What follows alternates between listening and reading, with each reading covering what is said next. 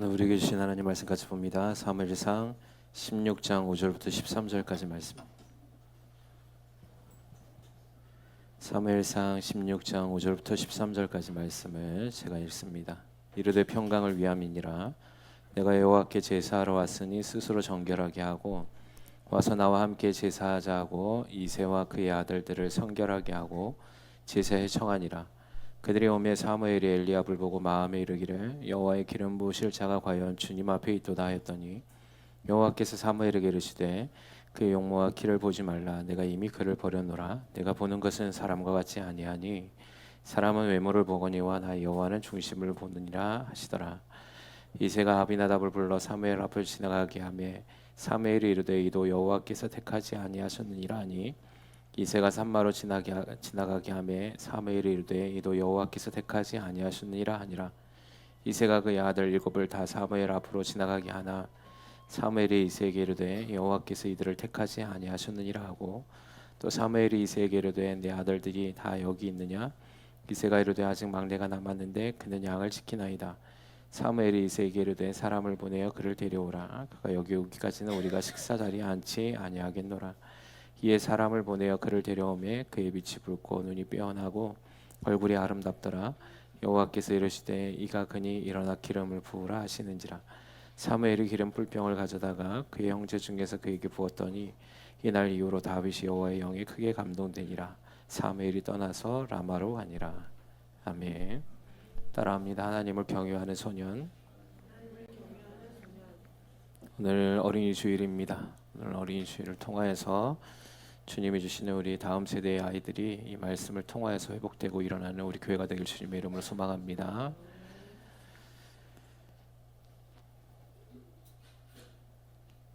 어렸을 때 이 우유 시리즈가 있다고 해요. 제일 유치원 때는 아이들을 부모의 마음이겠죠. 아인슈타인 우유를 먹이고. 근데 이제 조금 이 아이가 내 아이는 천재인 줄 알고 아인슈타인 우유를 먹였더니 천재가 아닌 거라는 사실을 알고 초등학교에 올라가면 그거보다 한 단계 낮춰서 서울 우유를 먹인다고 합니다. 그리고 이 서울 우유를 먹여서 서울대학교 갈 줄 알고 먹였더니 그 기대치가 낮아져서 중학교 때 가면 연세 우유로 바뀐다고 해요. 그러다가 고등학교 올라가면 이제 부모가 무슨 우유로 바꾸냐면 저지방 우유로 바꾼답니다. 네. 네, 우리 아이들에 대한 기대가 있죠. 계속해서 그 기대를 끊지 못하고 무언가 아이들에게 소망하는 그런 부모의 마음을 유머스럽게 바꾼 거겠죠. 한국인 최초의 미국 존 홉킨스대 소아정신과 교수로 재직하고 있는 진아영이라는 교수님이 한국에 부모를 향해서 이렇게 얘기했다고 합니다. 너무 많은 것을 가르치려 하지 말고 본질에 집중하라. 네. 그럼 우리의 다음 세대 아이들에게 많은 거 가르치려고 하지 않길 주님의 이름으로 소망합니다. 네. 이 아이가 이 땅에 태어난 목적인 그 본질을 알려줘야 돼요. 그래서 여러분 오늘 이 자리에 우리 아이들 여기 지금 다 있는데 이 아이들 모든 부모는 우리 아이가 잘 되길 원하잖아요, 그죠? 근데 여러분 우리 아이가 정말 잘 되는 건 이 아이에게 뭔가 많은 것을 알려줘서 이 땅 가운데서 뛰어난 아이가 되게 하는 게 아니라 이 아이들은 이미 뛰어나거든요. 다 각자의 개성들이 있고 은사와 달란트가 있습니다. 부족하지 않거든요. 근데 이 부모의 욕심이 너무 많은 거죠, 사실은. 예. 그래서 너무 많은 것들을 알려주려고 합니다. 그래서 이 아이들의 본질, 이 땅에 태어난 목적, 그것을 깨닫게 할 때 이 아이들이 정말 건강하고 이 땅의 사회 가운데서도 하나님을 경외하는 아이들이 되어진다는 사실이죠. 유명한 그 논문 연구 결과가 있어요. 뭐냐면 부모에게 폭력을 행사하는 아이들, 예. 부모에게 청소년이 되고 성인이 됐는데 부모를 폭력적으로 대하는 아이들을 모아놓고 조사를 했다 그래요. 근데 그 아이들의 공통점이 뭐냐면 상류층의 사람들의 자녀였다는 사실입니다. 예. 그게 뭐냐면 이 아이에게 무언가 많은 것을 해주고 무언가 요구하는 것들을 다 들어주니까 이 아이들이 자기가 해달라는 걸 모든 것을 다 해주지 않으면 견뎌내지 못하는 거예요. 그래서 폭력적 성향으로 바뀌었더라라는 연구 결과가 있습니다. 더 놀라운 사실은 여러분 우리가 잘 알고 있는 존 웨슬리라는 분을 알고 있죠. 감리교회 창시자인데 이분의 어머니가 이제 자녀를 양육하는 방법이 있으셨어요. 이분은 19명의 자녀를 두었어요. 그리고 존 웨슬리는 15번째 아이였다고 합니다. 여러분 19명 키워보셨습니까? 네. 그러면 그 집은 그냥 그 집 자체로 부흥이 된 거예요. 그렇죠? 그냥 개척 시작하면 21명이잖아. 그렇죠? 네. 근데 어쨌든 그 19명의 아이들을 믿음으로 다 키워냅니다. 존 웨슬리, 찰스 웨슬리, 그 부모님, 그 어머니도 엄청난 믿음의 사람이었거든요. 그 아버지도 그 믿음의 명문 가문이 된 거예요. 그래서 감리교회 창시자 존 웨슬리가 된 거 아니겠습니까? 근데 그분이 가지고 있던 자녀 양육에 한 가지 굉장히 중요한 사실이 있는데 그게 뭐냐면 자녀의 고집을 꺾으라라는 말이에요. 예. 자녀의 고집을 꺾지 아니하면 안 된다는 겁니다. 웨슬리 어머니 11명의 자녀를 이렇게 키웠는데 제가 한번 읽어드릴게요. 8가지 방법이 있는데 울고 보챈다고 해서 원하는 것을 주지 마라. 그리고 만약 아이들이 울고 싶다면 조용히 울게 하라. 크게 울게 하면 안 된다는 거예요. 자, 아플 때를 제외하고는 간식을 주지 마라. 그 다음에 잠은 규칙적으로 재워라.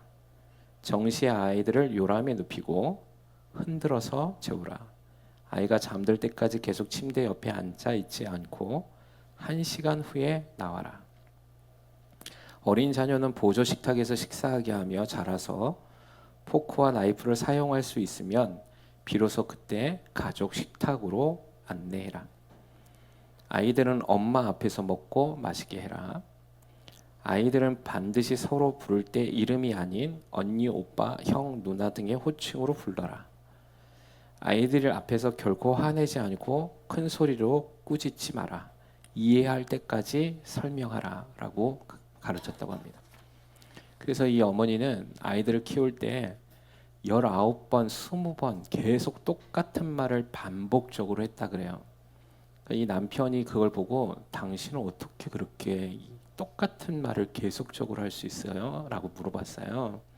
그래서 이 어머니가 하는 말이 19번 하고 중단하면 지금까지 해왔던 그 모든 일은 아무것도 아닌 게 되기 때문입니다. 라고 얘기했다고 그래요.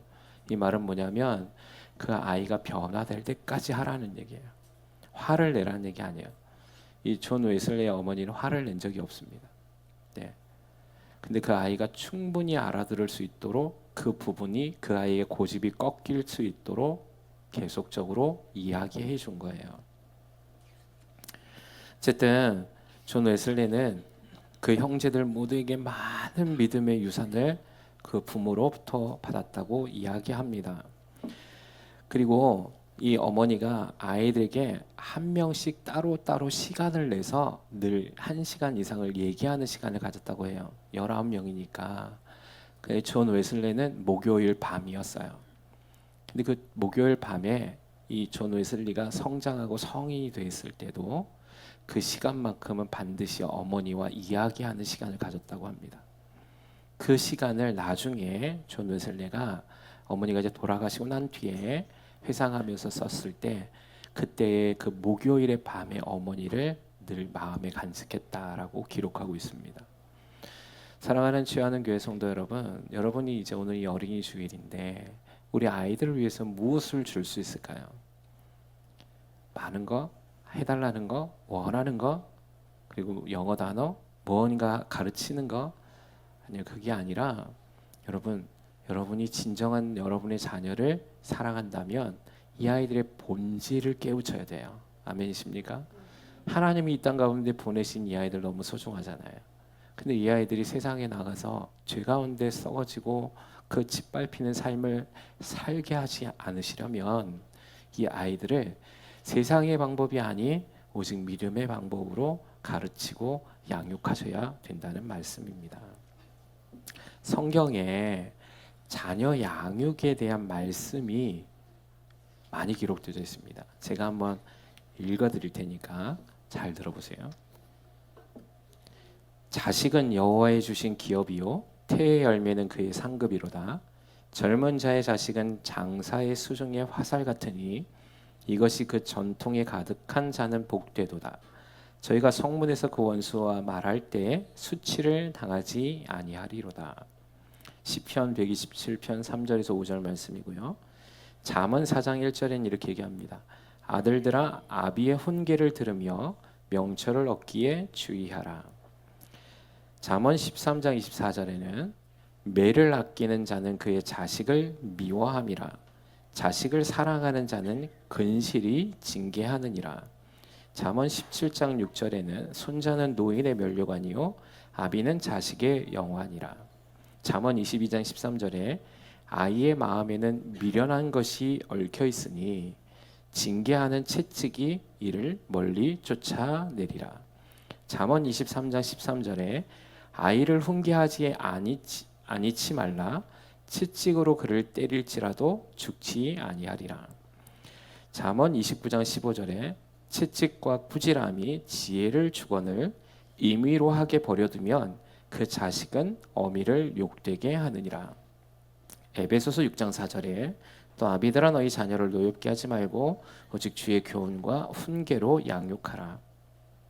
디모데전서 3장 4절 5절에는 자기 집을 잘 다스려 자녀들로 모든 단정함으로 복종케 하는 자라야 할지며 사람이 자기의 집을 다스릴 줄 알지 못하면 어찌 하나님의 교회를 돌아보리요.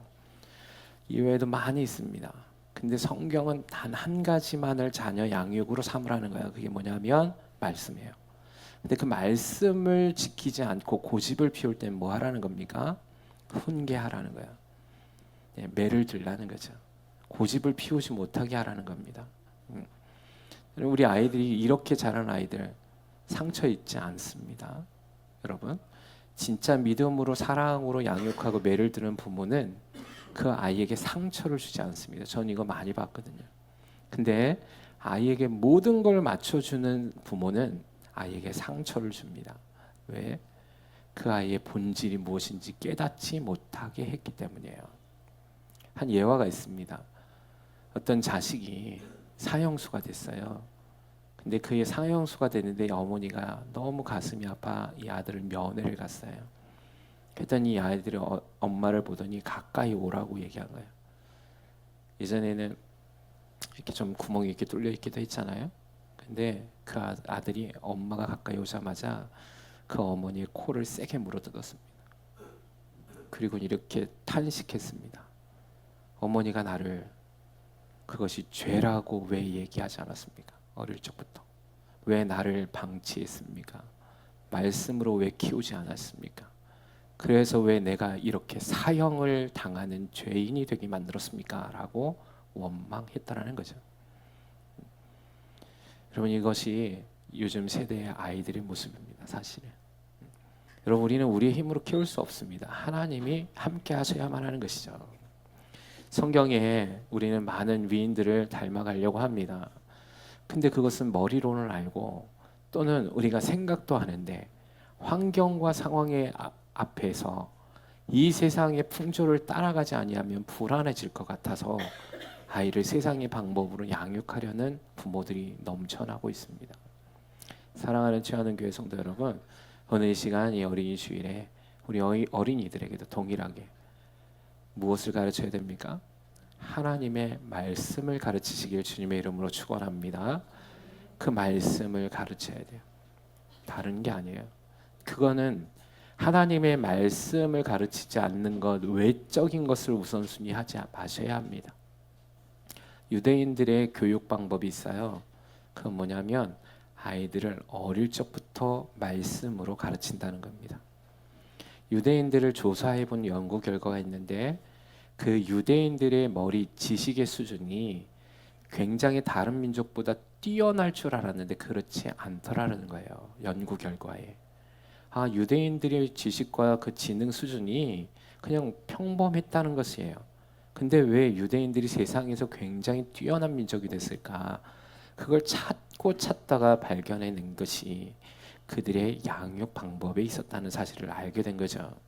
그 유대인들은 어릴 적부터 성경을 가르칩니다. 그리고 그 랍비들을 즉 종교 지도자죠. 말씀을 가르치는 선생님들. 여러분 집안의 선생님은 부모고 학교에는 이 랍비들이 다 배치되어져 있다고 얘기합니다. 예. 그래서 늘 이 아이들에게 말씀을 암송하게 하고 말씀을 가르치게 하는 거예요. 그러니까 그렇게 산 아이들이 세상에서 뛰어난 민족이 되어버리는 거예요. 아멘이십니까? 이걸 믿기를 주님의 이름으로 축원합니다. 믿어지길 주님의 이름으로 소망합니다. 믿는다면 우리가 이것을 행하면 되거든요. 한번 점검해 보세요. 나의 자녀 양육 방식은 무엇인가? 그래서 랍비들은 그리고 많은 아이들 자녀 양육의 전문가들이 하는 말이 뭐냐면 아이들의 가장 효과적 공부의 방법은 부모가 모델이 되라는 겁니다.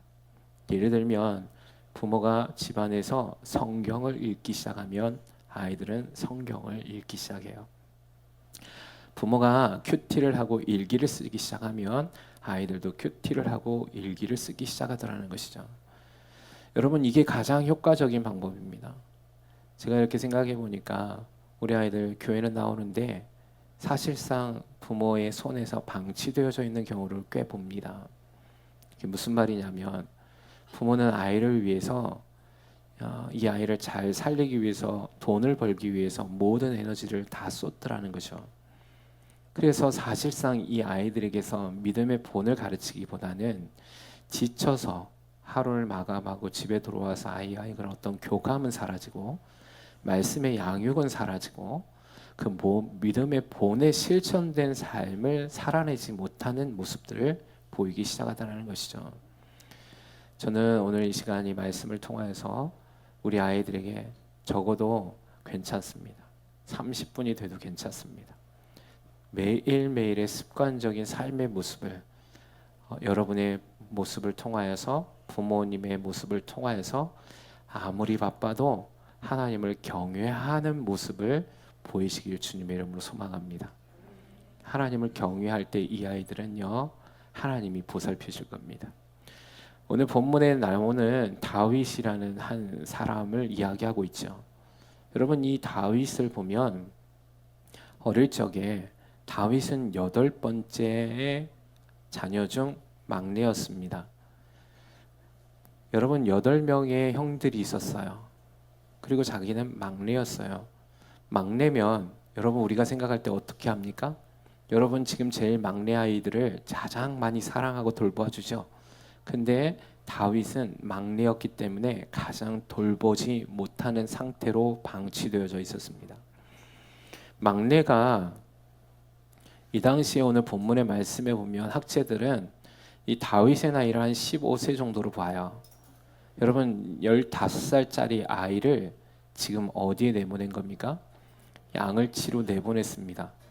여러분 제가 많이 설명을 해드렸어요. 양을 치려면 집 주변에 있을 수가 없어요. 이 양들을 초장 있는 곳으로 인도해 가야 합니다. 15살짜리 아이가 나가다가 여러분 이 당시에 광야에는 맹수들이 있잖아요. 곰도 있었고요. 사자도 있었다고 얘기합니다. 여러분 이 아이가 자칫 잘못하면 양을 잃는 것뿐만 아니라 이 아이의 생명이 위태로워져요. 그런데도 불구하고 이새는 그 일을 막내인 다윗에게 시킵니다. 제일 큰 아이에게 시키면 좋잖아요. 그죠? 성인이거든요. 여러분 제일 큰 형이 제일 나이가 많은 형은 이미 20살을 넘었단 말이에요. 그러면 그 일은 첫째나 둘째나 셋째한테 시키면 되잖아요. 힘이 있는. 근데 이새는 막내 아들에게 시킵니다. 오늘 본문의 사무엘이 하나님의 말씀에 따라서 왕의 기름 부음을 부으라고 보냈는 이 이새의 집에 오늘 본문에 보니까 뭐라고 얘기하냐면 7명의 아이들이 다 사무엘 앞에 섰다라고 얘기합니다. 근데 누구만 없는 거예요? 다윗만 오지 않아요. 다윗은 부르지도 않습니다. 아예 관심 밖이었다는 사실이죠. 오늘 본문의 말씀에 그렇게 얘기하고 있거든요. 자, 10절에 보니까 이새가 그의 아들 7을 다 사무엘 앞으로 지나가게 하나 사무엘이 이새에게 이르되 여호와께서 이들을 택하지 아니하셨다라고 얘기합니다. 그러니까 다 데리고 왔는데 막내 다윗만 안 데리고 오는 거예요. 관심이 없어요. 그러자 그렇게 물어보니까 이새에게 이렇게 얘기합니다. 네 아들들이 다야 이게? 그랬더니 이새가 그때서야 기억하는 거죠. 아니요. 아직 막내가 남았어요. 근데 걔는 지금 양치로 갔는데요. 이렇게 이야기한 겁니다. 여러분, 오늘 이 다윗이 만약에 우리의 자녀라면, 우리 아이들이라면, 우리 아이들이 다윗과 같이 집에서 홀대를 받고 부모의 사랑도 못 받고 천대받고 소외당했다면 우리 아이들은 어땠을까요? 좋은 거 있으면 좋은 건 다 첫째에게 가는 거죠. 둘째에게 가는 거예요. 셋째에게 가는 거예요. 자기까지 오지도 않아요. 일만 주구장창 시켜요. 막내인데 중학교 지금 15살이면 중학교 2학년이잖아요. 그러면 다윗은 이때 이전부터 했다는 얘기예요. 초등학교 때부터 했다는 거예요. 그러니까 요만한 애들이 지금 하는 거예요. 양치로 나가는 거죠. 얘네들 양치로 보내시겠습니까? 부모들이요. 여러분의 자녀들을 저기 아무도 없는 외딴 광야로 양치로 보낼 수 있겠습니까? 아마 우리 부모들은 아마 어떻게 그럴 수 있어요? 막 이럴 거예요. 얘들도 그럴 겁니다. 요즘 애들 부모님이 요즘 이제 뭐 세상이 뭐 워낙 험하니까 막 그런 것도 있겠지만 여기 양산초에서 여기 걸어오는 것도 힘들어요. 못 걸어간대. 차 태우러 오래. 정말 아이들 너무 연약하고 약해요. 근데 뭔 또 좋아하는 줄 아세요? 자기가 원하는 건 자꾸 많아져요. 그거 안 들어주면 어떻게 합니까? 그냥 고집을 피워요. 막 울고 때를 써요. 이거 다 지금 자녀 양육 방법이 성경적이지 않은 거지 사실은. 어쨌든 이 아이들이 만약에 그렇게 했다면 다윗처럼 그렇게 했다면 아마 지금 있는 아이들 대번에 뭐라고 그랬겠어요? 왜 내가 해야 되는데? 아동학대로 신고할 거야. 선생님이 그거 신고하라 그랬어. 이게 세상에 멸망할 징조예요.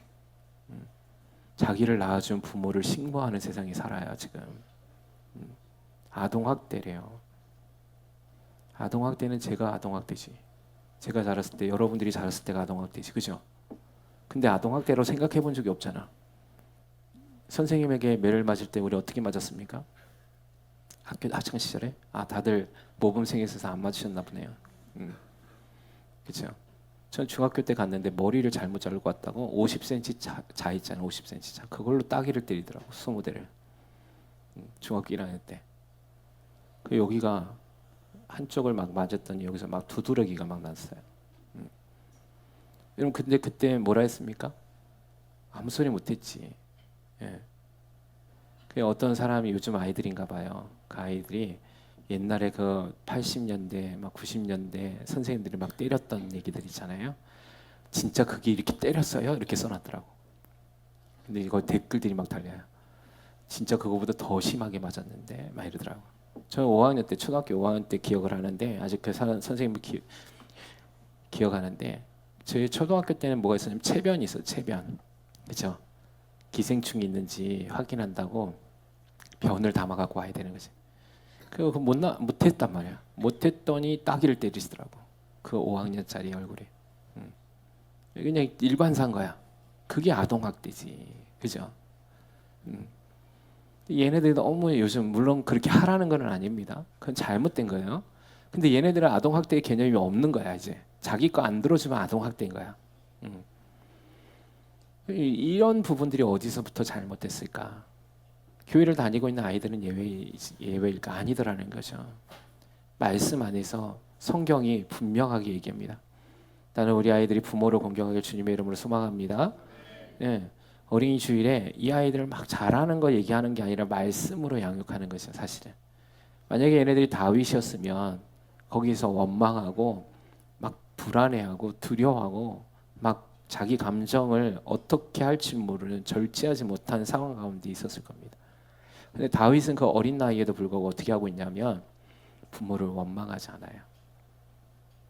그리고 환경을 탓하지 않아요. 다윗은. 여러분 하나님이 여러분 7명의 다윗의 집안 8명 가운데서 여러분 15살짜리 애가 뭐가 힘이 있겠어요? 그죠? 뭐가 건장해 보고 무슨 능력이 있겠어요? 근데 하나님은 이 아이의 그 연약한 거, 얼굴이 어떻다 하냐 붉고 용모가 그러니까 너무 아이스럽다는 거야. 여성스럽게 생겼다는 거야 아이가. 사무엘이 딱 봤는데 얘 얼굴 보니까 그렇게 생겼다. 뭐라고 하냐면 12절에 이렇게 해요. 그의 빛이 붉고 눈이 빼어나고 얼굴이 아름답더라 이렇게 얘기해요. 그러니까 아기가 너무 예쁘장스럽게 생긴 거예요. 아기처럼. 예. 여러분 이 아이에게 사무엘이 딱 봤을 때 얘가 왕감이라고 생각했겠어요? 왕의 기름을 부르러 가는 거잖아요 지금. 예? 근데 하나님은 이 아이를 주목해 보이는 거예요 지금. 사람의 눈으로 보면 얘는 왕감이 아닌 거예요. 왕의 기름을 받을 수가 없는 거지. 이 어린애가 어떻게 이 민족을 이끌어가는 왕이 돼요? 하나님은 그걸 보는 게 아니에요. 뭘 본다고요? 사무엘에게 분명히 얘기합니다. 우리가 잘 아는 말이 있잖아요. 뭐라고 얘기합니까? 7절에 여호와께서 사무엘에게 이르시되 그의 용모와 키를 보지 말라.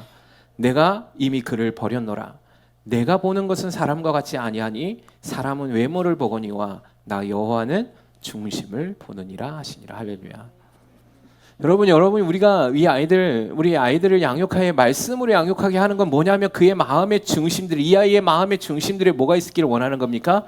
하나님을 경외하게 하기 위함이란 사실이에요. 아멘이세요? 네, 하나님을 경외하는 자들을 하나님이 세우는 거예요. 할렐루야. 이 아이들이 하나님의 왕감이 우리가 볼 때는 아니에요. 어떻게 아이가 이스라엘을 인도할 차기 지도자가 될 수 있어? 이 아이가 지금 양치고 정말 어리고 보니까 한 대 치면 툭 하면 넘어갈 것 같은 아이가 무슨 왕이야. 근데 아니라는 거야 하나님은. 그 능력은 누가 주시는 거예요? 하나님이 주시는 거예요. 오늘 본문에 보세요. 뭐라고 얘기하냐면 13절에 사무엘이 기름 뿔병을 가져다 그의 형제 중에서 그에게 부어요. 기름을 붓죠. 그러자 어떻게 됐다고 하십니까? 이날 이후로 다윗이 여호와의 영에 크게 감동이 되더라. 할렐루야. 하나님이 그에게 능력을 주셨다는 겁니다. 지혜를 주셨다는 거예요. 힘을 주셨다는 거예요. 믿으십니까? 믿으세요? 아멘 좀 크게 하세요. 뭐 아멘은 어디다가 쓰려고 이렇게 소중하게 다루시는 거. 여러분의 자녀, 우리 다음 세대인 이 아이들이 잘할 수 있기를 주님의 이름으로 소망합니다. 그건 뭐냐면 이 아이들이 다윗처럼 하나님을 경외하는 아이가 돼야 돼요. 다윗이 잘했던 건 하나예요. 뭐냐면 다윗은 말씀에도 뭐라고 얘기하냐면 내 부모는 나를 버렸으나 라고 얘기합니다. 시편에. 그게 뭐냐면 진짜 버렸다는 뜻이 아니라 그만큼 관심을 갖지 않았다는 거예요. 다윗이 느끼기에 나는 부모가 나에게 뭔가 해준 게 없어. 응? 여러분 얼마 전에 우리 박순희 선생님 모셨잖아요. 박순희 선생님 부모님 뭐 해준 게 있었어요? 없잖아. 그렇죠? 여러분 근데 박순희 선생님 지금 어떻게 하고 있어요? 오늘도 지금 안산 순복음교회 가셨거든요. 오늘도 집회를 하고 있잖아. 크게 쓰임 받고 있잖아.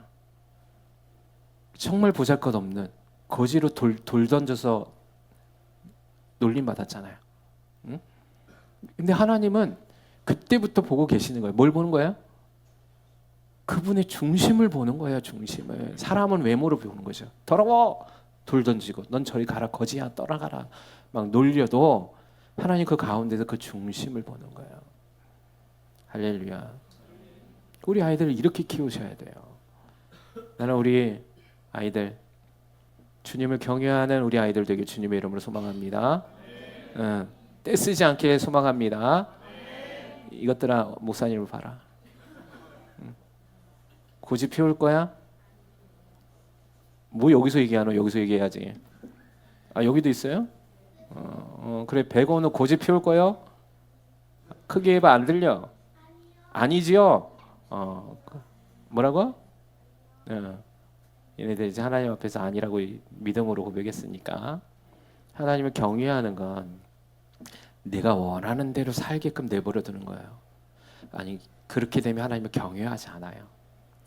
여러분 자녀들이 반드시 이거 분명히 기억하십시오. 웨슬리 어머니가 했던 것 철치 아이들이 원하는 대로 그 원함을 들어주지 말라는 겁니다. 그리고 그것을 고집 피울 땐 반드시 아이의 고집을 부모가 꺾으라는 거예요. 그것이 부모를 공경하는 방법이에요. 그리고 이 아이들이 잘 되는 비결이에요. 다윗은 그 부모에게서 무엇을 받았을까요? 제가 보니까 다윗은 부모로부터 많은 걸 받지 못했습니다. 근데 다윗이 그나마 그 부모로부터 가장 큰 유산은 믿음을 물려받았을 겁니다. 할렐루야. 그 안에 계신 하나님을 물려받은 거예요. 그게 유대인들이 가진 가장 큰 복이거든요. 이스라엘 백성들은 지금도 하나님을 찬양하거든요. 단 예수 그리스도를 부정하는 눈이 가리워진 상태로 있지만 하나님이 원하는 그 말씀을 생명과 같이 여기는 삶을 아이들에게 양육하더라는 거죠. 먼저 아이들에게 이걸 가르치기 전에 부모 세대인 저와 여러분이 진짜 하나님의 말씀을 생명과 같이 여기며 살아가고 있는지를 점검하세요. 네. 그냥 욱하면 감정으로 처리하려고 하는 그런 모습들이 이제는 없어져야 되는 거예요. 다윗은요 환경을 원망하지 않았습니다. 시편 27편 10절에 내 부모는 나를 버렸으나 여호와는 나를 영접하시겠습니다. 사무엘상 17장 28절에 뭐라고 얘기합니까? 큰형 엘리압이 다윗이 사람들에게 하는 말을 들은지라 그가 다윗에게 노를 바라며 네가 어찌하여 이리로 내려왔느냐 들에 있는 양들을 누구에게 맡겼느냐 나는 네 교만과 네 마음의 완악함을 나누니 네가 전쟁을 구경하러 왔도다. 형들의 멸시 인정받지 못함. 다윗이 뭘 잘못했습니까? 그죠? 교만했습니까? 그거 아니잖아요. 근데 다윗은 이런 거에 대해서 연연해야 하지 않아요. 내 부모님이 나를 그만큼 형들만큼 사랑해 주지 않아도 형들이 내 가족이 나를 멸시할지라도 그래도 뭐합니까? 원망하지 않아요. 왜? 그 마음의 중심에 누가 계시기 때문에? 하나님이 계시기 때문에. 그리고 다윗은 주님만 의지합니다. 시편 23편에 보면 우리가 잘 알고 있는 말씀 여호와는 나의 목자시니 내게 부족함이 없으리로다. 들판에 아무도 없을 때 홀로 있었던 그 시간에 다윗은 그 외로움의 시간을 주님과 동행하며 의지했다는 것을 성경을 통해서 이야기합니다. 시편 3편에 보면 압살롬이 누굽니까? 다윗의 아들이잖아요. 아들이 자신을 죽이려 하며 피했던 그때 쓴 시가 시편 3편이거든요. 하나님 원망하지 않습니다. 그때 뭐라고 얘기합니까? 이렇게 얘기합니다. 여호와여 나의 대적이 어찌 그리 많은지요 일어나 나를 치는 자가 많으니이다. 많은 사람이 나를 대적하여 말하기를 그는 하나님께 구원받지 못한다 하나이다. 그러나 여호와여 주는 나의 방패시오 나의 영광이요 나의 머리를 드시는 자니시다. 할렐루야. 어떻게 이런 고백이 나오냐는 거죠. 시편 57편에는 다윗이 사울을 피하여서 굴에 피하였을 때 쓴 시예요. 죽음이 코앞에 다가왔을 때 그는 이렇게 얘기합니다. 하나님이여 내게 은혜를 베푸소서 내게 은혜를 베푸소서 내 영혼이 죽게 피하되 주의 날개 그늘 아래서 이 재앙들이 지나가기까지 피하리이다. 내가 지존하신 하나님께 부르짖으며 곧 나를 위하여 모든 것을 이루시는 하나님께로다. 할렐루야. 어떻게 이런 상황에서 이런 하나님을 찬양할 수 있을까요?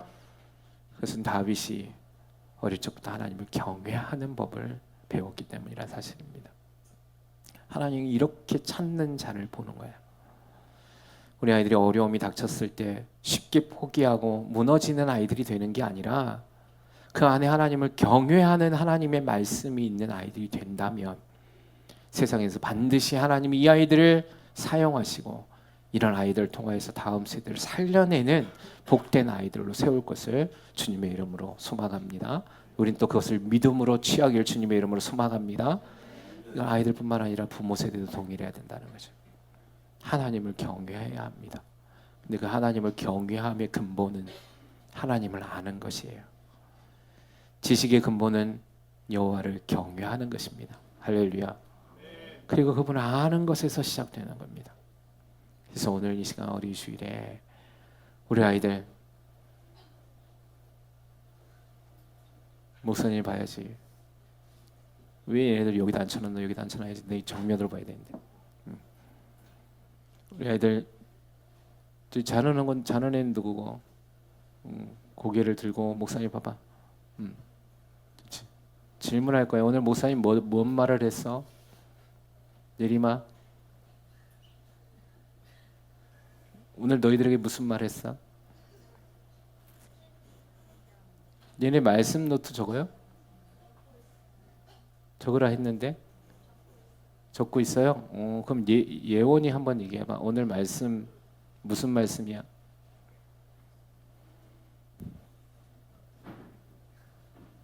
뭐라노?